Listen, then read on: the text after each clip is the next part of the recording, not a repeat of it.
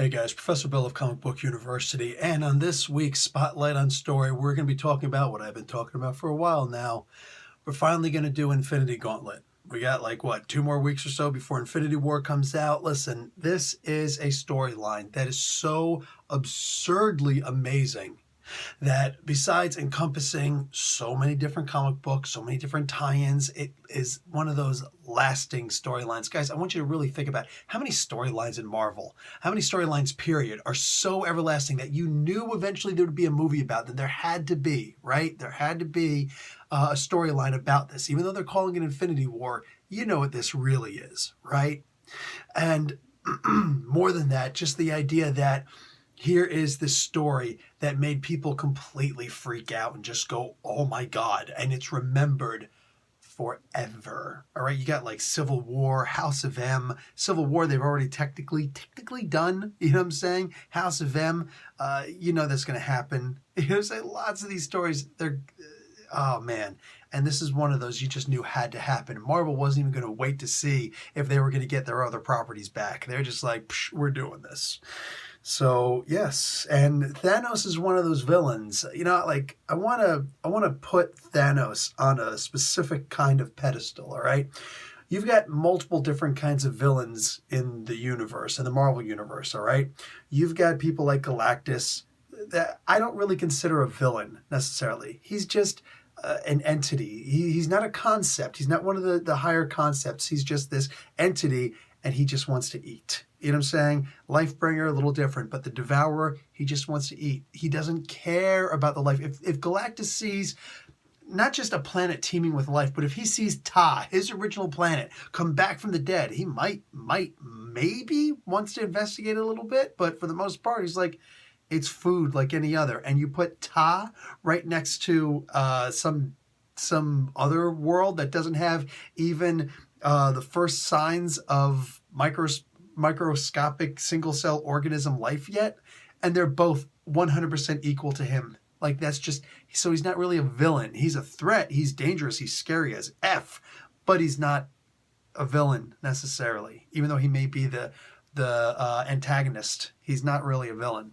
And you've got several like Doctor Doom, yes, absolutely, but like on a scale, the level of Thanos, kind of, but his motives have also shown that he's not necessarily a bad guy. You know what I'm saying? He just had the means justify the ends, or the ends justify the means to Doctor Doom. Thanos, unlike almost any other kind of villain, is not only extremely powerful, but he's extremely malevolent. I mean, you can't put a face on evil worse than Thanos. You really can't. You know what I'm saying? So that's one of the things I just love about Thanos. So make sure you check out Thanos Explained in a Minute. Make sure you check out Galactus Explained in a Minute. Just went up today. Make sure you check out Adam Warlock Explained in a Minute. Silver Surfer Explained in a Minute. There are lots of characters that are going to be talked about in this particular spotlight on story. Make sure you go and check them out Explained in a Minute. All right? So let's get started with this. And mind you, I will be doing all of the tie-ins as well. So no time to waste. Okay. So we start off with the Infinity Gauntlet back in 1991. And before we can actually get there, we had to read Silver Surfer Volume 3, issues 34 through 38. This heralded the return of Thanos, and I did discuss these stories in a spotlight. I also discussed the Thanos quest in that spotlight, where you got to see issue number 1 and 2. Those were the only 2 issues of Thanos quest. That was where he encouraged Mistress Death to allow him to seek out the Soul Stones, which he promptly renamed the Infinity Stones, and then or Infinity Gems. Sorry, I'm getting too MCU right now. I'm too Hollywood. Anyway, and then we're going to we had to discuss Silver Surfer issues 40 through 45, and those were a little different. Those for the most part, like that's really where this Infinity Gauntlet storyline started, was way back in issue 34 of Silver Surfer. But for here, issues 40 through 45, and I believe we just discussed that last week. So, moving on, Cloak and Dagger, issues number 17 and 18. That's volume 3 of Cloak and Dagger. Basically what happens here is this is the very first of the Infinity Gauntlet tie-ins, and all that happens here is Mephisto appears and he's summoned by Thanos. So Cloak and Dagger and Spider-Man are all fighting these bad guys. Cloak has to try and reincorporate himself. It ended with issue number 19, if I remember correctly. There's only one more issue after these two stories, which was kind of sad, but whatever. It went on for about 2 years. It is what it is. It got the shelf life that it needed. What do you call it? So they had to fight these bad guys, and they ended up in hell. And it turns out that Mephisto was the main guy behind this. And Thanos summons Mephisto. So you get to see Thanos summoning Mephisto. He goes up there. He's like, "Hey, you want to kill these bad guys over here?" He's like, "Yeah, they don't actually concern me. Cloak, Dagger, and Spider-Man." So and then he goes back and just he doesn't quite get back fast enough. Anyway, that's it. That's really all that happened. Spider-Man issue number 17 itself. This was actually a pretty good one. Spidey dies in this. Spidey is actually trying to swing in to save this little girl. He had to get barbecue sauce for Aunt May. It's one of the reasons why we love Spider-Man. Who else has a family in the comic book universe? Who else? Alfred doesn't count. Alfred Pennyworth does not count. So Spider-Man's getting some barbecue sauce and flies over, and he's trying to get a hold. He's trying to do what he can, and also he sees some muggers, and he goes down and he tries to stop them. But, oh no, look what happens. And here's this little girl and the mom, and he swings over to try and save them both. He gets the mom first because she's in the trajectory first, and then he's going to try and save the little girl. But as it happens, this bomb goes off, and he winds up getting jacked up, and he actually winds up dying. So he saved the mom, didn't get the chance to save the little girl, so he and the little girl die. Yeah, that's kind of messed up. And when he dies, there's Mistress Death. And there's also Thanos, and he's got the Infinity Gauntlet and all that stuff. So it's like, what? What is this? So that was actually a very interesting and kind of a beautiful story. Thanos is just absolutely tormenting Spider-Man through this entire issue. And the end, Spider-Man appeals to Mistress Death, and he's just like, because she's not talking. She's not talking to Thanos either. It's just like, listen, I refuse to give up. I will never give up. And all I was trying to do is save this little girl, and you not letting me makes you the bad guy, not me, basically. And just it's an interesting story. And she finally says, she doesn't say anything. Well, actually, I think she did actually say something at the very end. Anyway, it was interesting, and Spidey and the little girl get to come back. And yeah, the barbecue sauce, of course, got ruined. So then we go to Silver Surfer 46 through 50. So 46 through 50, like I said, I already covered those issues last week. So now we're going to hit to Infinity Gauntlet issue number 1. So a lot of this is just a recap, unfortunately, for everything that's happened that I already explained before and now. And that was kind of annoying, but I guess it's necessary because not everybody's going to know to go and check all these things out. I remember I wasn't reading Silver Surfer at the time, and I went to the bookstore that had the comic books. There was a comic book store I went to, but then I went to this bookstore, and I happened to see the Infinity Gauntlet on the shelf there. I'm like, really? That's interesting. Let me grab it. Why not? Let me just grab it. So I grabbed it, and I went home, and it was an amazing read. And I didn't know to go back and read all these other books, and just, yeah. So anyway, Silver Surfer is in the Sanctum Sanctorum of Doctor Strange, saying, Thanos is coming. That's the big deal. And Death is not happy with Thanos. Thanos is trying to do all these different things to please her. He makes a shrine to Death. Then he brings back Nebula to show how, remember, he jacked up Nebula bad, burned her alive. She's on the brink of death. He makes her immortal at that point, so she can't die, but she's still in agonizing pain, and her brain is racked, always in pain. So yeah, that drove her absolutely insane, and leaves her limping, shuffling, shambling dead body to walk around, in front of Mistress Death, and that's supposed to impress her. Mistress Death isn't cruel, and Thanos just never really got that, So then he decides, oh, wait, the big thing that you wanted, my lady, is you wanted me to snuff out half the life and half the stars in the universe. Done. And that's what happened. I knew I could do better than that. So that's the finger snap, is actually with the left hand. Anyway, enough of that, all right? I feel like the Fonz, all right? I'm going to turn on the jukebox at one point by smacking it. So the point is that he snuffs out half the life in the universe. So that's messed up. That's messed up. Unfortunately, all of Alpha Flight was killed. Like literally, all of Alpha Flight was killed. That was one of the comics I was collecting religiously, and all of them died. They had nobody had. We could have got a cartwheel attack on Thanos. You never know. You never know. So, Adam Warlock shows up with Gamora and Pip.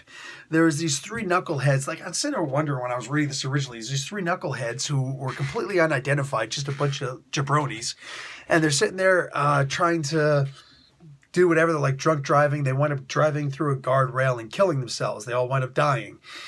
And they are immediately reanimated in the form of Adam, well, not in the form of, but their bodies are inhabited now by the souls of Adam Warlock, Gamora, and Pip the Troll.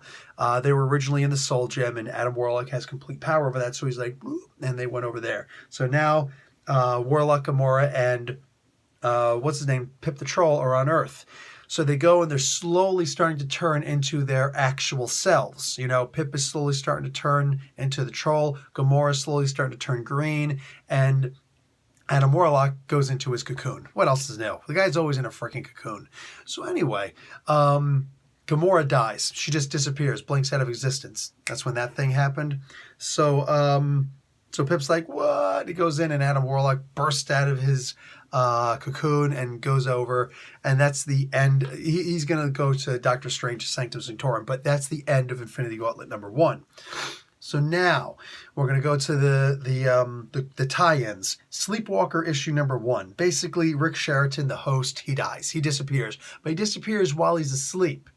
So what happens? Now the Sleepwalker is out and he's about and he's doing all these things. And it's like, okay, I'm a sleepwalker. And Rick is dead. Rick has disappeared. I mean, he's dead. Snuffed out of existence. So, yay. Sleepwalker is free to do stuff now. And he doesn't do anything. But anyway, and we'll get to that because there's another crossover with him too, a tie-in. So Quasar, issue number 26 and 27 are pretty much the same thing. Look, Eon is dead. Eon just died recently. This was the big battle. The whole purpose for him becoming the guardian of the universe, the protector of the universe, the protector of Eon, is so that Quasar, Wendell Vaughn, could defeat Maelstrom. Well, he just defeated Maelstrom, and he did it by having to, unfortunately, kill Eon. It was a very interesting paradox. I love the comic book. Mark Ruber, we're good. Anyway, so there's going to be like a little funeral for him at this point for Eon. These people come and they're going to have a funeral. But his body, mind you, his body is actually 6 million miles wide. That's how huge Eon's body is. 6 million miles wide. And he's in this little pocket dimension. And one of the pockets entrances is behind the bookcase in his office, which is in Four Freedoms Tower. There was an incident with the Baxter Building, and the Fantastic Four bought the Four Freedoms Plaza instead. And they're back in the... You get it. Anyway, so they had the Four Freedoms Plaza for a while, and that's where his office was. So that was actually destroyed, the door, and because Thanos showed up and gave a hard time, and he had to fight Thanos.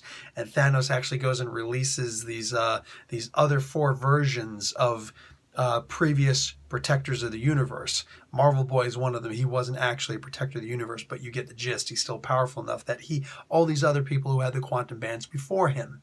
So Wendell Vaughn has to fight these guys, and he does a really noble job. He does an awesome job. I love the way that was handled.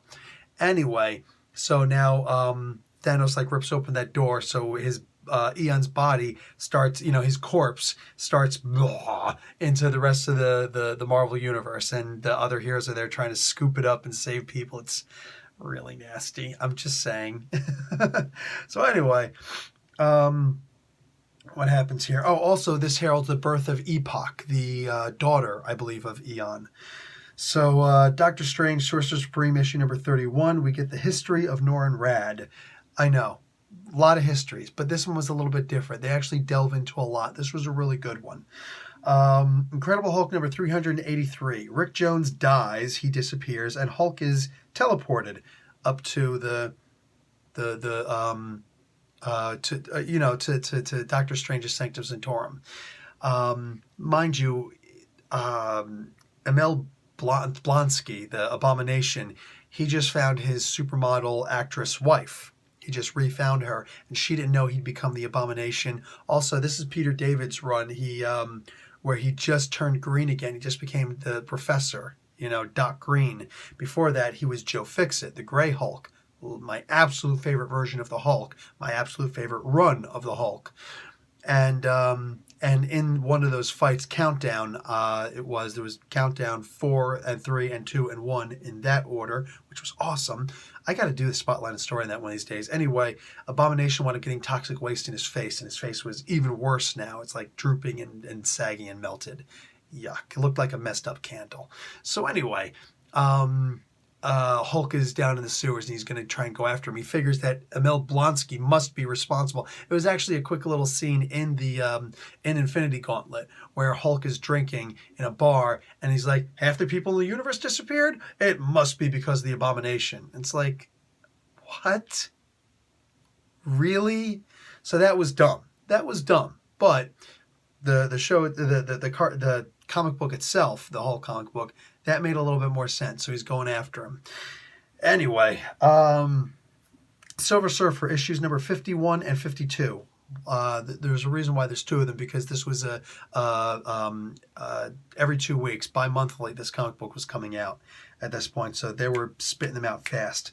So Galactus needs new planets after Thanos' theft. Earlier on, in last week's Spotlight on Story, where I covered issue 46 through 50, the Infinity Gauntlet Prelude of Silver Surfer, I mentioned how Thanos showed up and messed with Galactus. He's like, oh, you about to eat this planet? And it's gone.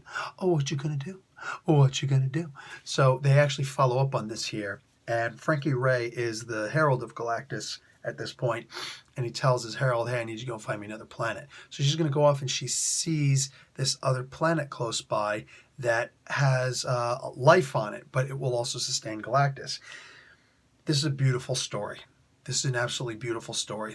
Silver Surfer shows up. He's like, hey, I passed by you really quickly before because I'm kind of mad at you because you're handing off living planets to Galactus. It's like, that's my master. He gives me powers. I got to do whatever he tells me to do. It's like, okay, could you come with me? Really quick. He takes her to the future. Okay, Silver Surfer doesn't have the speed to go to the future, but with her helping him, he's able to, her speed plus his combined, they're able to break that, time barrier, and takes her to basically Earth. Just for the sake of conversation, takes her to Earth and shows her, she used to be not an archaeologist, but something to that effect. She saw, I can't pronounce the name, I can't remember the name of the cave, Vranaka, whatever. Anyway, it's known, it's actually known. My email address that I use for for Comic Book University right now is cavemansmuse@gmail.com. You say hi, I don't mind. Basically, the reason why I always did this is because of this cave in France that was discovered, and it's there's the first cave drawings in there. So the earliest known written version of anything, is in that cave, which is in France. And I saw that and I was so moved by it. I was like, who was the muse for these cavemen to make this drawing? So my email is cavemansmuse. Anyway, cute story, right? So, he takes her back and shows her that, and she's like, oh, I've seen this before. Wait a second, but it looks fresh. You brought me back in time. This is the Earth. Because he asks her before she knows that this is Earth, would you bring Galactus here? And she says, yes. He's like, are you sure? She's like, yes. If it meant feeding my master, yes, I would. And then she realizes this was not such a good thing. So she suddenly develops a conscience. It's not really enough of a conscience because she needs to get a planet fast. So when he brings her back in time, he leaves her. It's like, are you going to give this planet to him? She's like, no. So he leaves, but she's like, it's the only planet in the sector I can detect. There's no other planets in this sector. And he stated he needs to eat now. He's about to go and face Thanos and all that stuff. He needs to eat now. So I have to sacrifice this. And it's like a huge moment of conscience for her. And she tries to see what else she could do, but just not that she gets scolded at and everything. And Galactus is actually mad at her. Anyways, it's an absolutely beautiful story. I highly recommend reading it, even just for the sake of conversation. Very well written, beautiful story. Okay, moving on. Also, we have that was just issue 51. 52 is Drax and Firelord are having a conversation with other knuckleheads. The other knuckleheads, Thanos' dad, Mentor, and his brother. His brother disappears and Mentor disappears. We think that his brother disappears because he got killed, in the finger snap thing. No, Mentor did, and Thanos admits later on that he did that on purpose. He made sure that Mentor was going to be one of those people who disappeared because he knew that Mentor, of all people, could probably talk him out of this craziness. So he makes Eros disappear, though, and come to him. So we're going to get into that when we get to issue 2. Actually, we're almost there. So anyway, they have to bring together the remaining heroes. That's what do you call it? These two disappear and they end up in front of Doctor Strange and all these other guys, including the Silver Surfer, because, hey, help, we need help. So that's how they get there. Infinity Gauntlet number 2, like I told you, Thanos has Eros, Star Fox appear right there, and he's like, hey, what's up? And he tries to persuade him, with his voice, and he makes his mouth disappear. It's like one of those Neo moments. Mr. Anderson, tell me, who are you going to complain to if you can't speak? That thing. Yeah, he does that with, and this was way before The Matrix came out. I'm just saying. So the Avengers are frantic. Adam Warlock goes and contacts everybody. Doctor Strange, nobody trusts Adam Warlock. Like, didn't you die trying to save us from Thanos before? He's like, yes, I gave my life so that I could stop Thanos. Yeah, well, that didn't really work. Yeah, well, I'm back also. What do you want? So anyway, Strange is like, how do any of us know that we can, trust you? He's like, well, I trust you, Doctor, and I want to bear my soul to you, but that means that your soul will be bared to me. You good? He's like, sure. So they do it, and Strange is like, okay, we can trust him. That was cool. That was a cool moment. It was a very easy way to just make it happen, and it worked. For me, that was great. I loved that. That was actually a really cool moment. Instead of going to this big logical thing, blah, blah, blah, blah, bare my soul. Yes, it worked. That was good. So the event itself, the finger snapping thing, it's called the Great Disappearance. Yeah, we're not very creative as human beings, I'm just saying. Except when we're making the Infinity Gauntlet. Jim Starlin. So Doctor Doom, Silver Surfer, Adam Warlock, all these guys, they have to go at it with each other at one point, and we're actually going to see that in a future comic book. For right now, one of the tie-ins. For right now, the angered, these guys are all angered with each other. Thanos is torturing Star Fox and Nebula at this point. And there's a huge, Thanos gets really angry because Mistress Death doesn't even want to see the debacle of these two being tortured. So he's just like, rah! And the energy, the shockwave of him, being so angry echoes throughout the universe. And the Watcher at one point points out that the anger is actually going to reach Earth, but only 2% of it will reach Earth. Actually, I think it's Galactus. Yeah, Galactus actually notices it. Galactus is like, oh, wow, that was one heck of a shockwave. That was really powerful. Wow, Thanos is really strong. I have feel this is going to go all the way to the Earth. Only 2% of that damage, but still. But that 2% of that power gets to Earth and it causes tsunamis all over the place. People are jacked to the gills, man. Kind of literally. People are all sorts of messed up forever. More people are dying and everything. In fact, that shockwave is so powerful it actually breaks Asgard. The All-Father Odin gets together with, he's also a Sky Father. He's the All-Father and one of the Sky Fathers. I've talked about this before. And he says, go check out Odin, explained in a minute. So he says, to all the other Sky Fathers, Zeus and Osiris and all of them, he's like, we're going to go and we're going to, bunch of my Asgardians are gone and you're Olympians and everything. Let's go and kick some booty. Let's go kick Thanos right in the butt. So yeah, let's go do it. And then the shockwave comes and okay, we don't stand a chance. We were all idiots. We were stupid. Oh my God. So that's pretty messed up. That's pretty messed up. So, also in this, I think it's funny, you actually get to see the Trump Casino. One of the Trump casinos is actually hit by tidal waves and jacked up.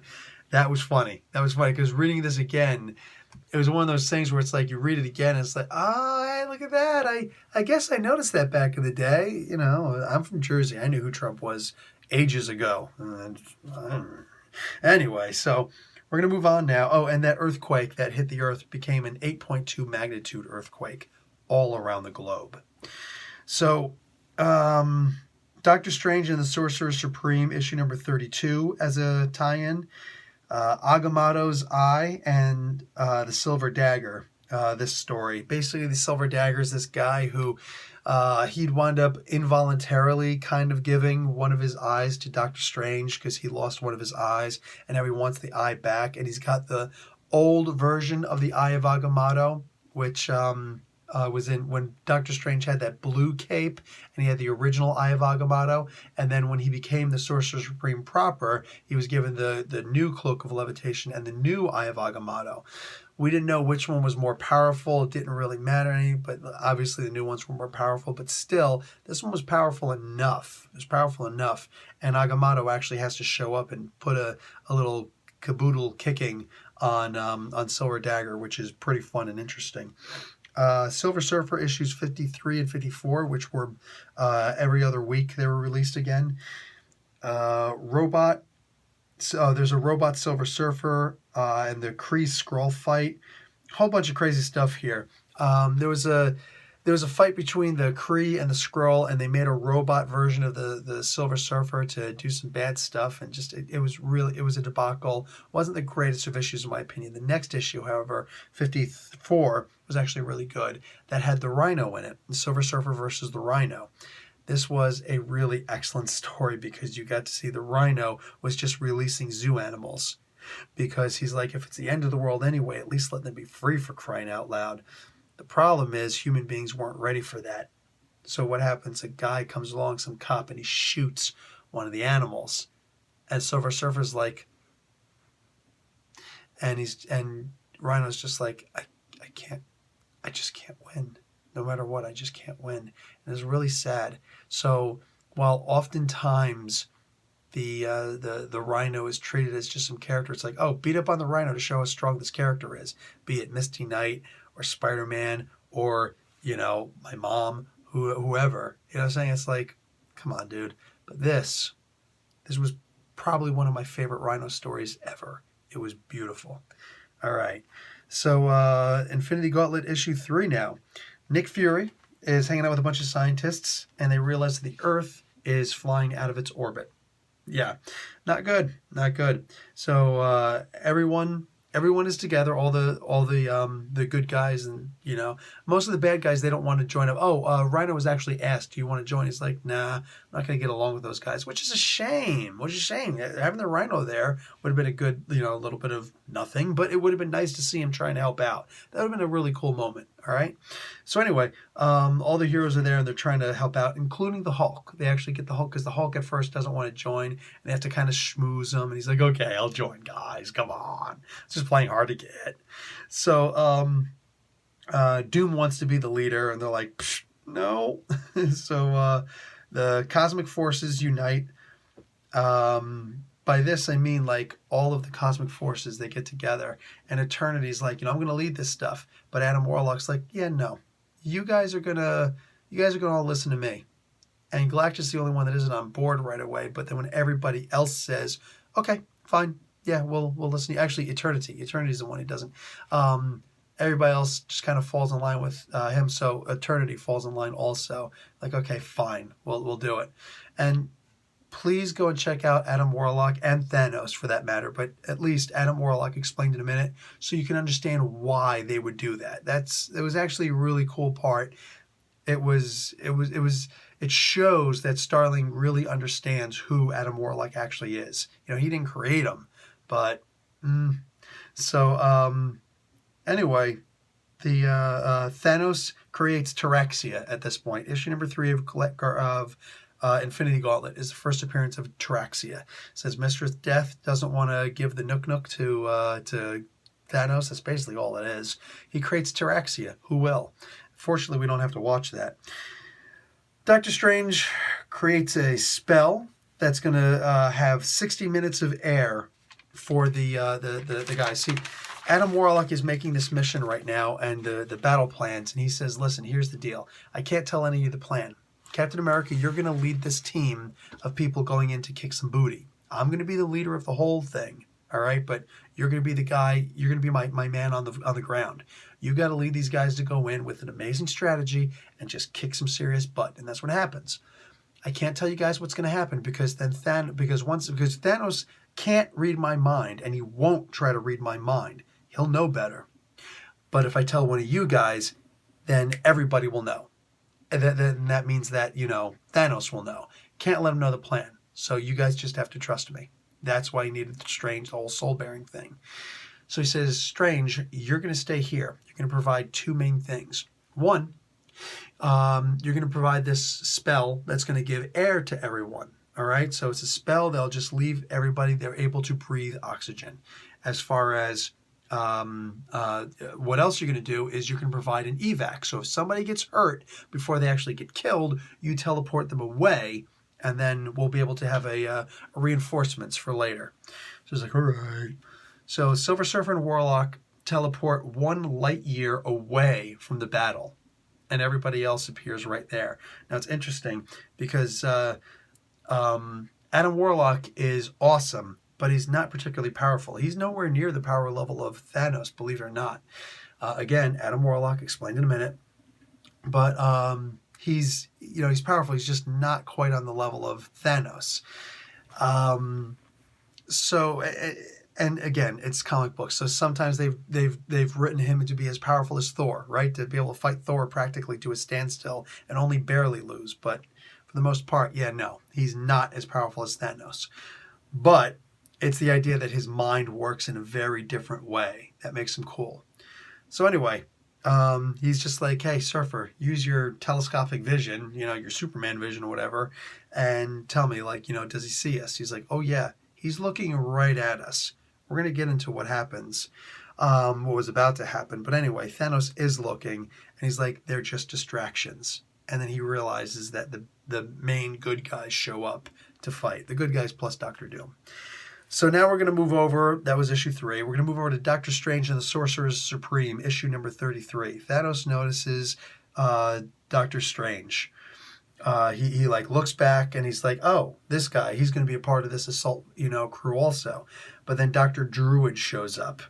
And it was a very interesting story. And this is actually the first time we see Dr. Druid after he'd betrayed the Avengers and all that crazy stuff. And he's a good guy in this now, and I like the way they pulled it off. Silver Surfer 55 and 56. Basically, Surfer's attention wanders as he waits. So he realizes what his job is going to be. He realized that he's got to go and try and snatch and grab this Infinity Gauntlet when he's not paying attention. But in his mind, when his mind wanders, he completely fails in the task, and all sorts of crazy things start happening when he dies. The trick is, none of this actually happened. This is actually what Thanos does to him, basically, as he's staring at him. But anyway, he kind of wakes up from all this, like, oh, none of that really happened? I'm still here? Okay. And then Adam Warlock says, it's time, go! So he just flies down really quick, and that's that. And we're going to break right into Infinity Gauntlet issue number 4. The heroes attack, and immediately Thanos is like, freezes them, so they can't move. He's just like, you idiots. So Mephisto comes flying up, and Mephisto, see, Warlock and all these guys, they realize right away, Mephisto's actually helping us. The reason why we're going to have a chance, and it's going to be an atom's weight of a chance, like a 2% chance, or a 0.10% chance, something like that. Anyway, the only reason why they're going to have this chance is because Mephisto went up and was like, listen, none of your other stuff worked to please Mistress Death. What if you actually turned off some of your power gems and just used one of them and gave her an interesting show and showed how powerful you are in combat? And he's like, that's a good idea. That's a good idea. So he's like, all right, fine. So he unfreezes them. And immediately, Namor and She-Hulk, I believe, go right into a wall. They get unfrozen. So Thanos is ready to kill Warlock and the Surfer, but again, so it's actually a 0.05% chance.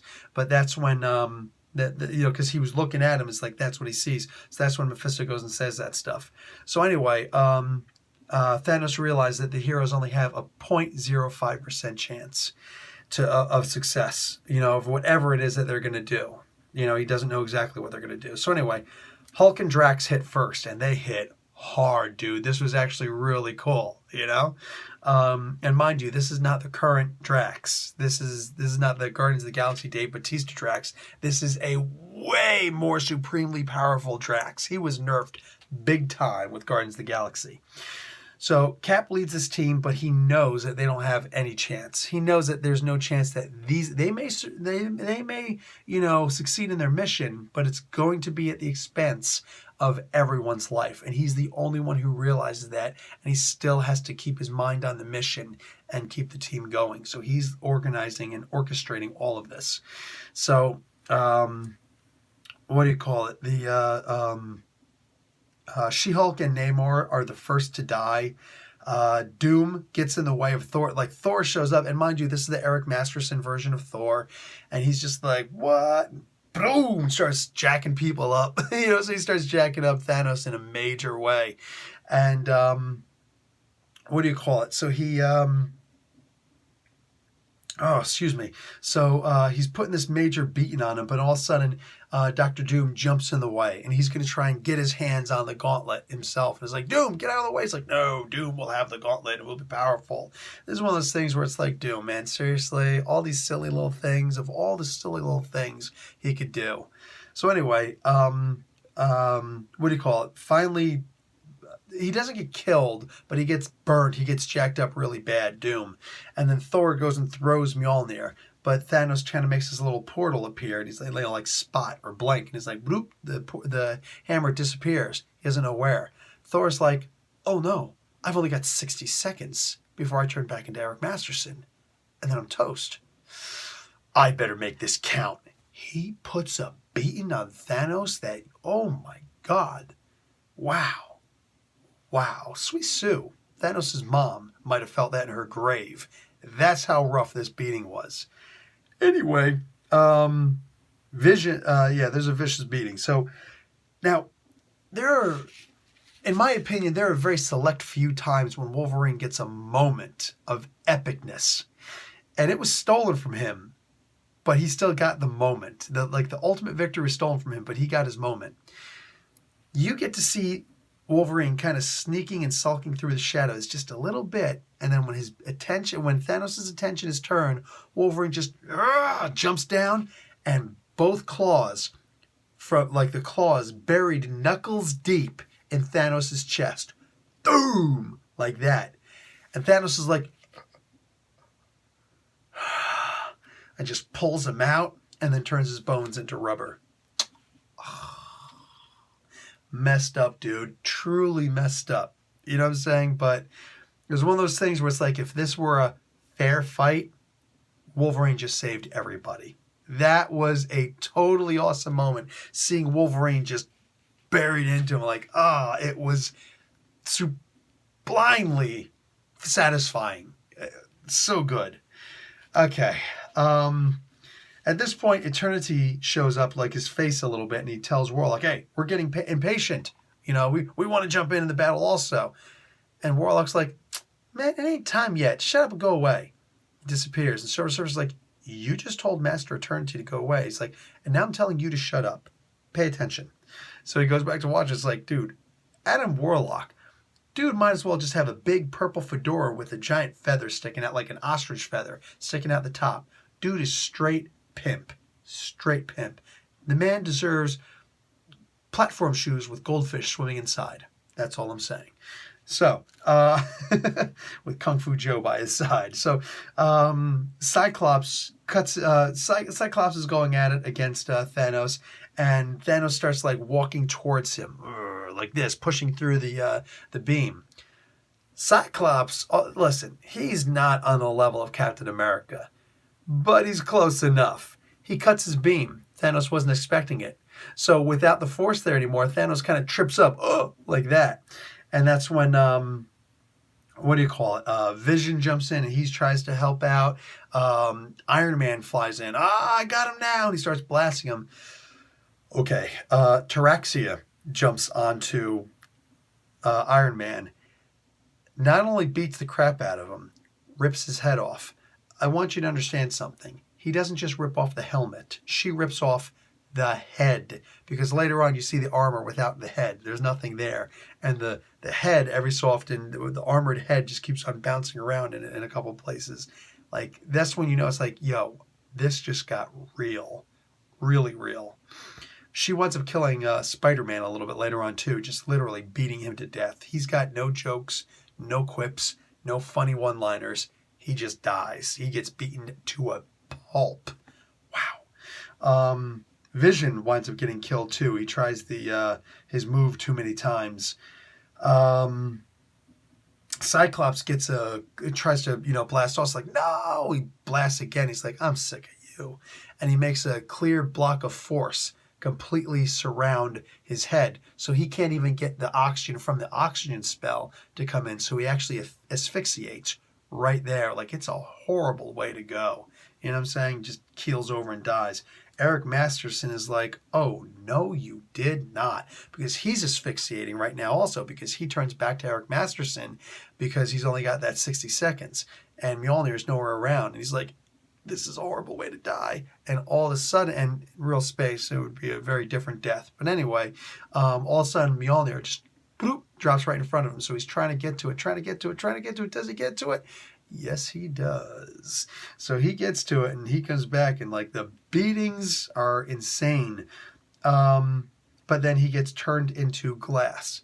Thanos is about to destroy this glass, but Nova charges in, and he gets turned into children's blocks, which is insane. Nova is now older, but back in the day, he was not too much older than like Sam Alexander at this point.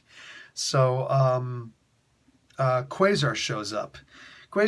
And this is a shame, because he shows up, he's like, turn around and face me, Thanos. So he turns around and he's like, really? You again? Look, no joke. Quasar, if he wasn't such an honorable fighter, which was just stupid in the face of Thanos, I'm not saying he would have had a chance to win, but he would have been the distraction that they needed. Thanos blows up the quantum bands, and therefore blows up his hands up to the wrists, including the wrists. And he's like, not again. Yeah, this actually happened before. Maelstrom, tough guy. Anyway, so he gets completely taken out of the equation. So that's pretty much everybody, except for Captain America. Now, there's a reason why I wore this shirt. I don't usually care which shirt. I could be wearing a DC shirt for right now, for all I care. But Cap has a moment in this. So Cap goes walking up to him, and he's like, as long as one man still exists on this battlefield, you haven't won. And there's literally only one guy there. So, what do you call it? He just goes walking up, and he's like, the words of a dead man. He's like, maybe, we'll see. He goes walking up, and like, Cap, dude. It's effing Cap, man. He goes walking straight up to him. Just looks at him. They take a couple swings back and forth. Cap is moving, Cap is jumping, Cap is getting out of the way. Thanos can't land a blow on him, so he cheats. What else is new? He makes these hands kind of come out of nowhere and grab Cap's ankles. He's like, what? Cap gets this look on the face, and I'm telling you right now, man, the art in this comic book is amazing.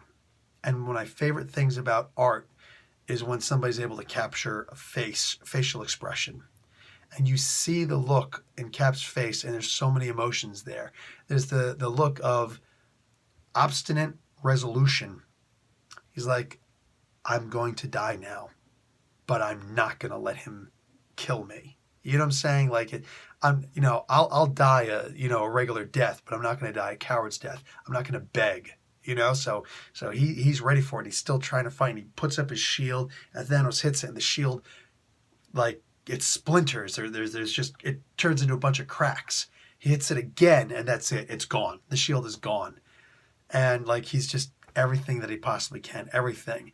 And that's the moment, that moment before victory. That's when Warlock screams out, now! Boom! Silver Surfer travels that light year and about done. He gets down there.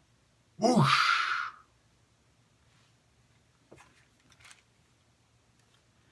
And he misses. He misses. Silver Surfer explained in a minute, because I'm going to smack that fool for missing that chrome dome mother fathead. Can't believe he missed. That's one of the things that just makes this so real, man. This was amazing. This was truly amazing. So Warlock kind of turns over and looks at Eternity, who kind of appears again. He says, okay, Eternity, it's your turn. And all of these beings just appear. All right, so now Doctor Strange, Sorcerer Supreme, issue number 34. Strange and Druid have to go and rescue Doom. Doom didn't actually get killed. All right, Doom got jacked up, but they teleport him away. But he was kind of frozen, in place, and he had to bring him back to his origins. And that not too far away from where the actual where the Ancient One actually was in Tibet, not too far away to where those other monks were. Brought him there, and what do you call it? Like the Ancient Khan and all that. And bang.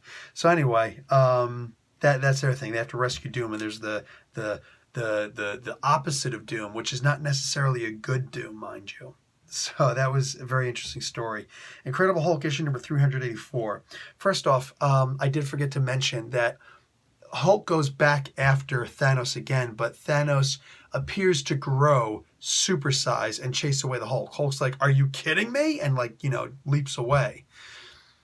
I've seen a lot of people make this mistake, including a very huge comic book channel on YouTube made this mistake.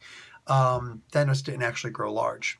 And this person bemoans and just talks a lot bad about the tie-ins. I don't usually talk bad about my comics to begin. Even if I don't like a comic book, I just won't read it. You know what I'm saying? But I'm not going to insult the comic book. I love my comic books. So I did choose to read the tie-ins, and I'm glad I did, because there you get to understand that Thanos didn't grow because that he wasn't tall for anybody else. No, he shrunk the Hulk. He made the Hulk tiny, like that big. No, smaller, like that big. Anyway, when he gets that small, Doctor Strange bloop, teleports him away. He gates him back to where he found him. He found him in the sewers when he was looking at Blonsky. Well, the Hulk goes back to there. So Hulk is now this big, and he's in the sewers, and he's able to track down Blonsky. And Blonsky's like, I'm going to make you, love me. He doesn't actually tell her who he is. His girlfriend, his wife, who thinks that Blonsky himself is dead, doesn't realize that this abomination is actually Blonsky, her husband, her estranged husband, missing husband. So anyway, he's about to tell her, and Hulk shows up. He's like, whispering in his ear, dude, don't do it. It's like, what? It's like, I am God.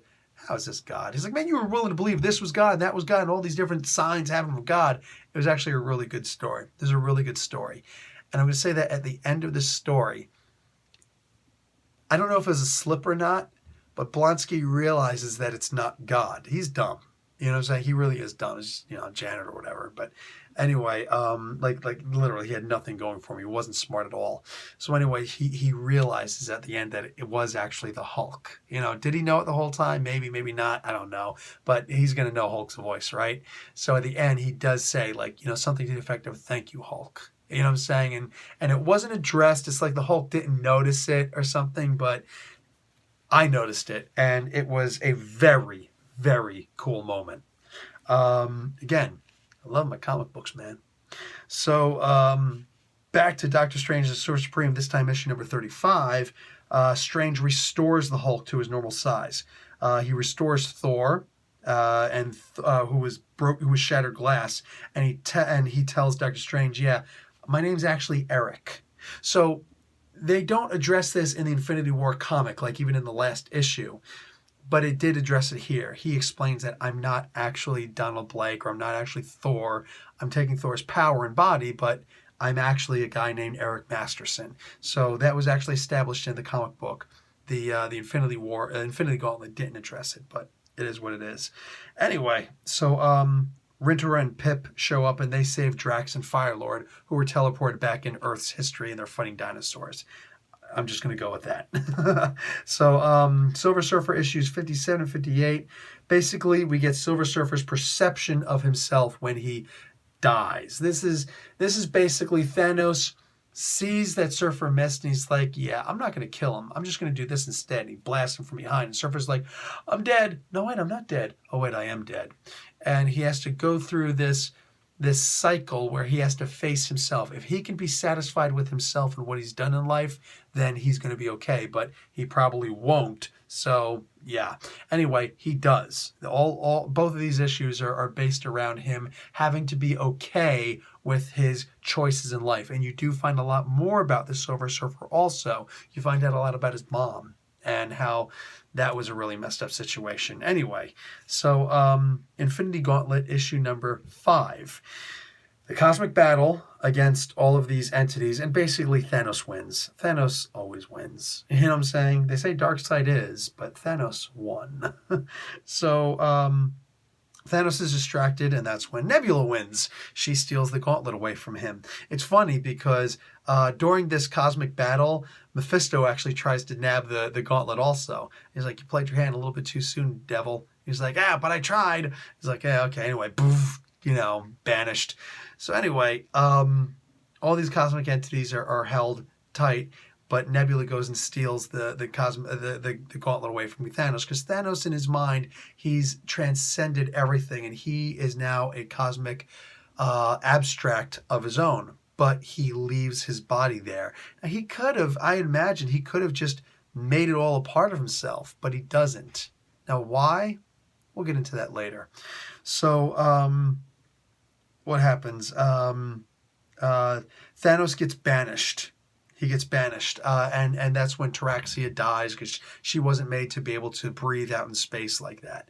So anyways, Thanos gets teleported. What's going on here? He was left to live the rest of eternity out in the nether space. He can't fly, so what was he going to do, Anyway, so he gets teleported right in front of Adam Warlock. Doctor Strange did this. And it's like, why did you make me teleport him here? So everybody's trying to kill him.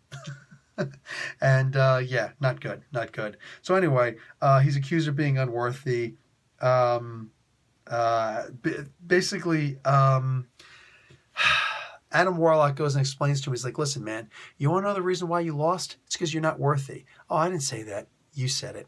Every single time you get defeated, it's not because somebody else defeats you. You allow yourself to get defeated. You always leave something out because you know deep inside you're not worthy of truly winning. And he's like, I hate you because you're right.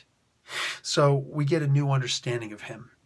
Anyway, at this point, they're gonna the remaining guys like Drax and Firelord and Silver Surfer, Doctor Strange, all these guys. Anyway, they're gonna teleport back to face Nebula, and Nebula looks and sees Silver Surfer and who else? Somebody else. Oh, Thanos. Silver Surfer. Crying out loud. What's his face? Everybody else is being held in reserve. But Silver Surfer, Doctor Strange, and Thanos and Adam Warlock show up. But she doesn't see Adam Warlock. She sees Thanos and she sees his 2 little friends. That's what she says. And Silver Surfer's like, 2 little friends? What? So we don't understand what that means until later. So later, Silver Surfer issue number 59. The Surfer and Thanos have a duel. Thanos is like, I'm here, okay, I'm going to help out, guys, hey. And Surfer's like, no, you're not worthy. He's like, okay, I'm sick and tired of people telling me that, I'm going to whoop your butt. So they go at it with each other. Finally, they're just like, okay, listen, let's settle this. Let's have Doctor Strange got this thing and whatnot. All of them, they put together this thing where they can have a virtual reality fight with each other. So they do. And technically, the Silver Surfer wins. But now he realizes, I'm being selfish. So he allows Thanos to win. When they come back, it's like, no, I won. Thanos like, I won. It's like, okay, fine, whatever. Surfer is a very philosophical guy. So he's like, you won. He doesn't say it, but he's like, yes, he won. But in his mind, he's thinking, it's because I actually lost. So very different. Anyway, that was a good story. So now there was only one tie-in. Now we're going to go immediately to Infinity Gauntlet number 6, the final issue. Nebula can't see Adam Warlock. Now, again, Adam Warlock explained in a minute. Adam Warlock exists outside of the realms of order and chaos. He is not affected by the threads of destiny. So Nebula hasn't become in tune enough with the Gauntlet, and she's never really met Warlock before in order to be able to see him. Eventually she will, and if there's ever some kind of a contact, she will. But he just kind of walks around her and, with his staff. Adam is so freaking cool, man. Like, he just needs a big fur coat and everything and just, pimp music behind him. So he's just over there and he's like, how can I play this bass, to the best of my ability? I only get one chance with this. So she's messing with, what's his name, Thanos, and then she wishes for everything to go back to the way it was 24 hours ago, except that she'll still be in possession of the Gauntlet. And everything does happen. The problem is, 24 hours ago, she was a corpse. It's not really that big of a deal, though, because Thanos goes over to try and take the Gauntlet. In fact, everybody kind of rushes to try and take the Gauntlet. The problem is, it's not going to work because he's monologuing too long. So she shows, she just, she has enough consciousness about it that she could be like, okay, well, now, see, you took too long monologuing. Anyway, it doesn't work out. She's still got the Gauntlet. And it's like, dude, you really blew your chance. But at the same time, we don't need Thanos with the Infinity Gauntlet again. Like, seriously? So, what do you call it? Warlock and Surfer. Warlock is all like, pointing to Strange. And Strange is like, okay. So he puts his hand behind his back and starts casting a spell. One of the spells the spell that he casts is so that he will kind of be outside of the effects of the Gauntlet. Now, this is a weird kind of thing, and I'm just not even going to try and explain this because it's magic, and magic surpasses everything. Okay, so he's not defeating the Infinity Gauntlet. In fact, we'll talk more about that in a moment. But the idea here is that he affects this spell so that he won't be effected. He won't have to suffer the effects of the Infinity Gauntlet. So anyway, Adam Warlock turns around and he touches the soul gem on the Gauntlet and blasts Silver Surfer really quick. So he takes him with him. And it's like, oh crap. So they both appear inside of the soul gem at this point. And Nebula's like, what the frag just happened? Who was that? You know what I'm saying? So really weird. Anyway, so she doesn't understand what's going on with Strange. Like, how the heck did that happen? The cosmic entities now are free. Thanos is like, yeah, hey, 24 hours ago, they weren't captured. She's like, oh, crap. So these guys start letting it on even thicker than they were before. Instead of like, I'm going to attack, now I'm going to attack, now I'm going to attack, they all attack in unison. And it takes a while for her to kind of get her, muster herself up enough so she can do this. Thanos is like, that wouldn't have worked on me. Okay, Glody, relax, all right? So she's able to eventually overcome them, but when it happens, Warlock is able to become one with, he grows, and he needs Silver Surfer with him because he's going to be his anchor, all right, to be the tether to reality. So Warlock grows and becomes one with the Soul Gem, and then since the gems have a relationship with each other, he becomes one with all of the gems. He's now one with the Gauntlet in a way that Nebula isn't. Now, this probably would not have worked with Thanos. Like, just be honest, all right? But with Nebula, it does. So there's feedback. And she's like, and she gets blown out of the darn Gauntlet. Everybody scrambles for this darn thing. Everybody scrambles for this Gauntlet. And they're punching each other. Like, everybody's trying to beat up on Thanos and Doctor Doom. Like, no, you get away. No, you get away. I think Drax at one point punches the Hulk. He's like, I'm on your side, you idiot. Like, the perfect timing for a little bit of humor in that one. That was perfect. But all of a sudden, there's a golden hand inside of the Gauntlet. Yeah, Adam Warlock takes it over. And what do you call it? So basically, Warlock wins. All right, there's Thanos won, Nebula won again. Now Warlock wins, ultimately.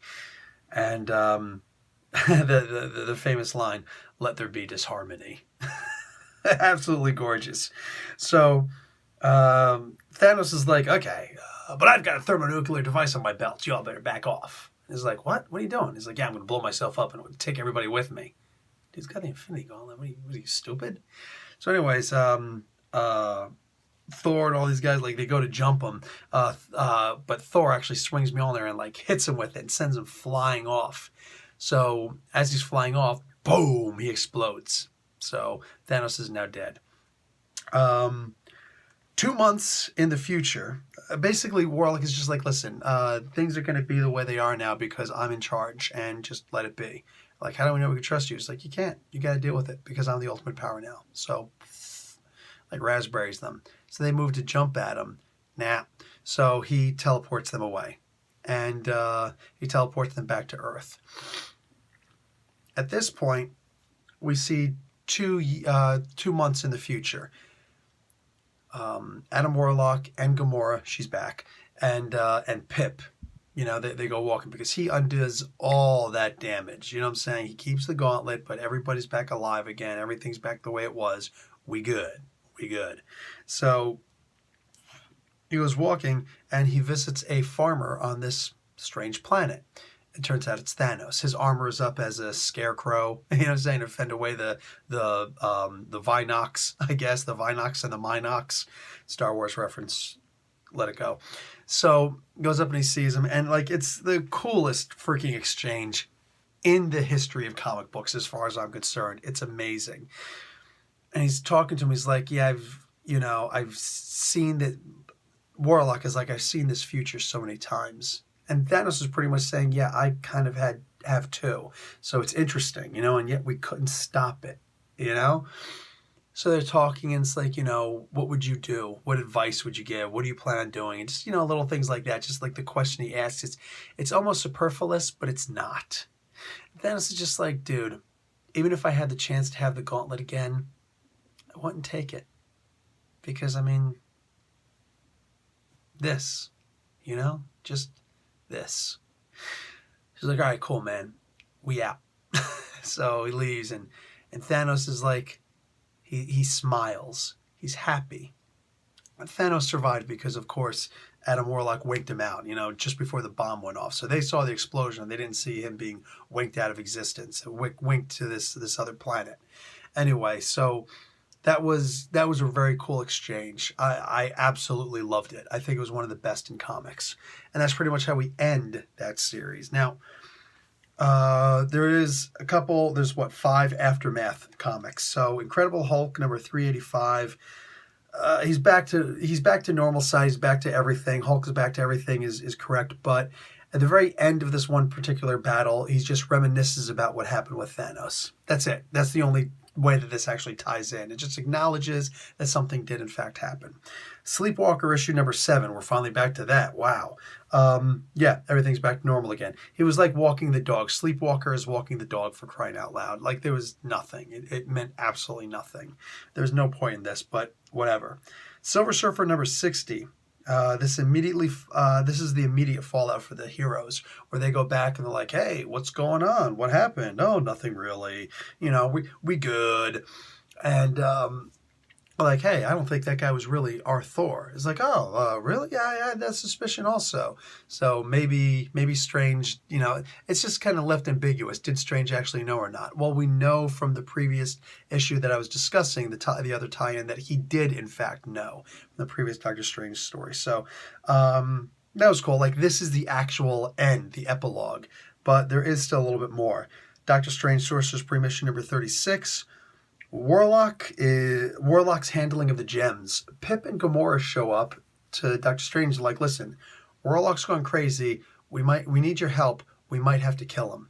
Like, what? So he goes, and Warlock is using the reality gem and augmented with the power gem and juggling the planets of the solar system. It's like, what are you doing? You can't be messing with our planets like that. It's like, oh, look, they're back to normal.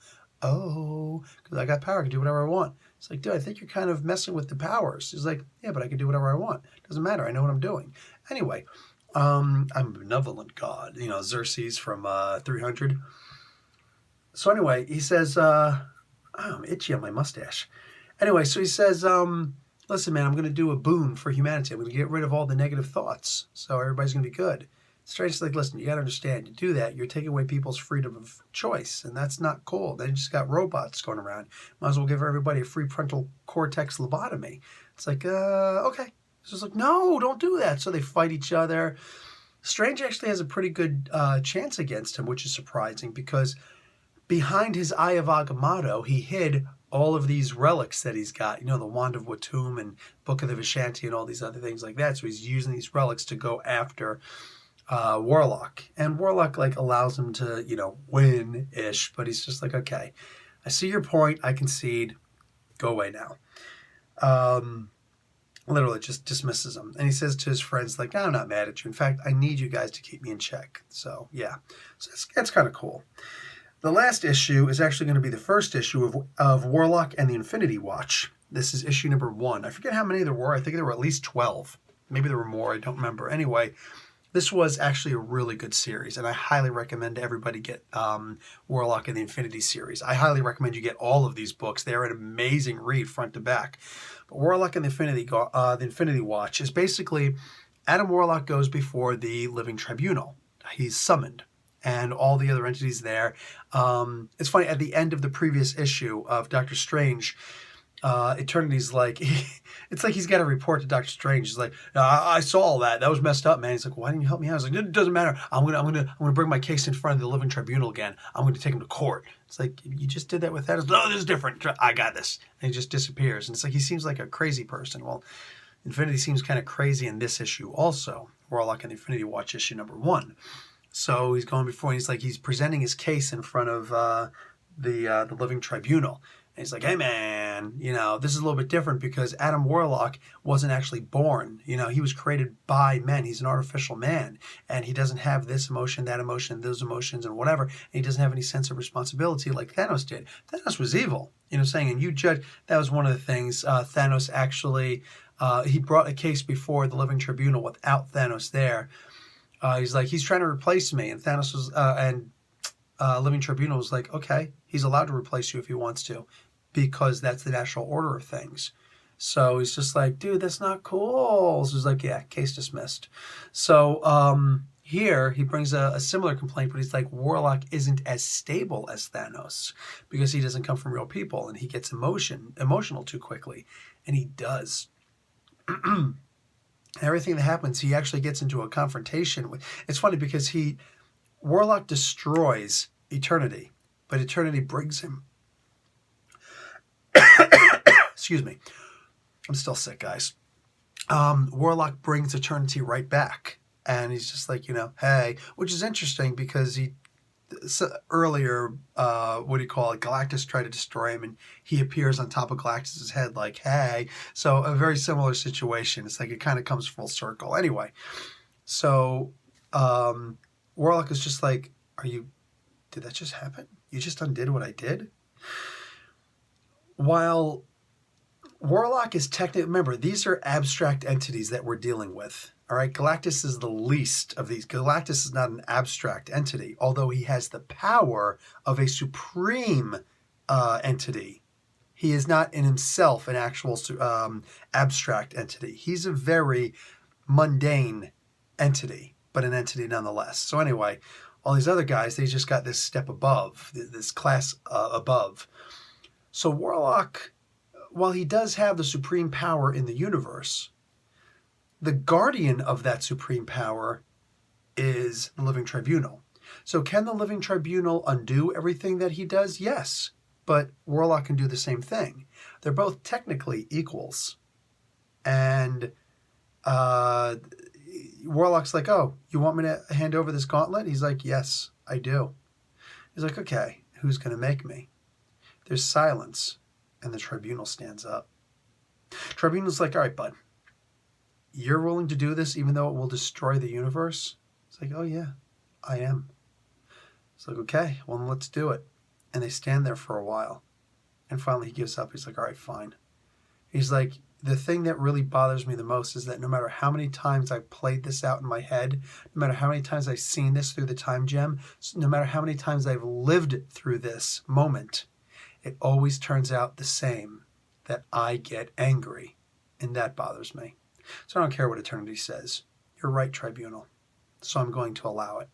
I'm going to get rid of the gems, and I will dispense them as I see fit. So he does. And, you know, Eternity's like, you're going to let him decide? He's like, yeah, and you can't do anything about it. Now go away. And he just, you know, snaps and disappears. Anyway, Later on, that comes to bite him, because now Adam Warlock is not a supreme entity, and he's face-to-face with eternity at one point. He's like, oh, not so tough now, are you, tough guy? So, but it's not eternity's place to kill, right? That's Mistress Death's realm. So very interesting. I'm telling you, Warlock and the Infinity Watch is an amazing story. Plus, no spoilers below, please. But obviously, he's going to dispense them to his friends. Pip the Troll gets a space gem. The Gamora gets a gem, and she doesn't use it. The power gem goes to Drax the Destroyer, who promptly swallows it. It looks yummy, like an M&M. I gotta admit, the green M&Ms are probably the best one. Yellow's right behind it. Anyway, what do you call it? And then Moondragon gets like the Mind Gem.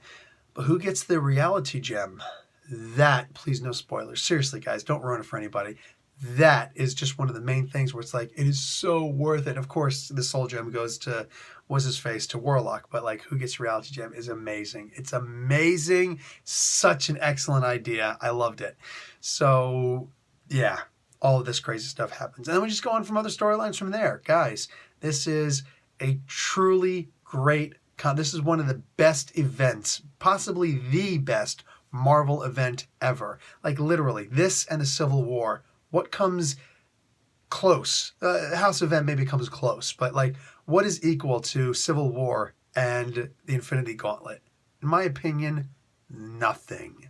Like, they're just so amazing. Okay, granted, Annihilation was pretty good too, but I just don't think they're on the level of this. All right, so.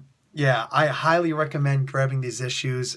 You're probably going to have to buy the trade paperbacks, but a local comic book store, your LCS, worst case scenario, help support the channel. Links below. I am an Amazon affiliate, and if you any purchases that you do make through the link below, through Comic Book University's affiliate link, it does not cost you any extra, but it does help. So it's like if you go to Amazon and buy something directly, they just get all the profit. But they're willing to skirt a little bit of that profit, you know, like I think it's like 4% to go to an affiliate's link if it's recommended and somebody buys through that link. So literally every little bit helps. If you're gonna buy it through Amazon, please, or just online period, please consider doing it through my link. You know, at least check it out. I'm going to try and link it to whatever sale I can find. And what do you call it? Just bang. That's the extent of my promotion. That's the extent of, you know, my solicitation. Go and check these out. They are so well worth the read. Anyway, guys, that's going to be it for me. I genuinely hope that you enjoyed this. Make sure you check out all the explained in a minutes that accompany it. And Professor Bill, Comic Book University. Class dismissed. Last one, I promise.